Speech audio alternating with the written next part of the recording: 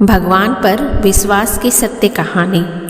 एक बहुत ही कंजूस सेठ एक दिन अपने दुकान पर बेटे को बिठा दिया और उससे कहा कि जब तक मैं वापस नहीं आता बिना किसी से पैसे लिए किसी को भी कुछ नहीं देना। अचानक एक संत आ गए जो अलग अलग स्थानों से भोजन सामग्री इकट्ठा करते थे। संत ने सेठ के बेटे से अनुरोध किया कि वह उन्हें थोड़ा नमक दे दे। बेटे ने संत को डिब्बा खोलकर एक चम्मच नमक दिया। जब सेठ वापस आए तो उन्होंने देखा कि डब्बा खुला हुआ था। सेठ ने पूछा कि बेटा क्या बेचा? तो बेटे ने बताया कि एक संत जिसका घर तालाब के पास है ने उन्हें एक चम्मच नमक दिया था। इसके बाद सेठ संत के घर की ओर चल दिया। तब तक संत भगवान को भोग लगाकर खाने के लिए तैयार बैठ चुके थे। सेठ ने दूर से ही बोला कि महाराज, आपके लाए गए नमक में जहरीला पदार्थ है, कृपया इसे न खाएं।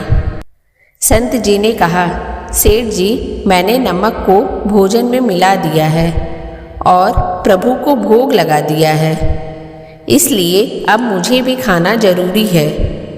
ऐसा कहकर संत ने भोजन को प्रसाद मानकर खाना शुरू कर दिया, क्योंकि संत को भगवान पर पूरा विश्वास था।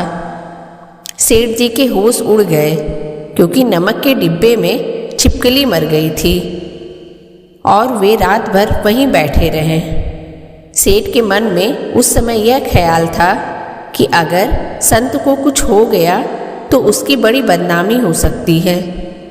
वे सोचते रहे कि अगर संत की तबीयत खराब हो गई तो कम से कम एक वैद्य की सलाह तो जरूर लेंगे।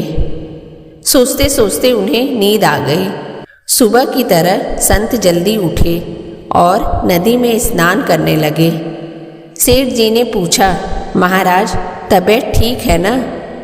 संत ने मुस्कुराते हुए कहा, भगवान की कृपा है। इसके बाद वे पूजा करने के लिए मंदिर जाने लगे। जैसे ही संत ने मंदिर में प्रवेश किया, उन्होंने देखा कि भगवान की मूर्ति के 2 टुकड़े हो गए थे और मूर्ति का शरीर काला पड़ गया था।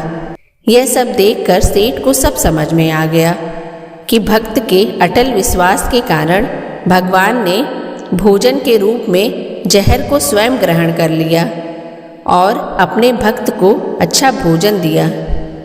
इस घटना के बाद सेठ ने तुरंत अपने बेटे को दुकान की जिम्मेदारी सौंप दी और स्वयं संत की शरण में आकर भगवान की भक्ति करना शुरू किया। दोस्तों, कहते हैं ना कि सच्ची भक्ति में बहुत शक्ति होती है, इसीलिए जहर भी अमृत बन गया।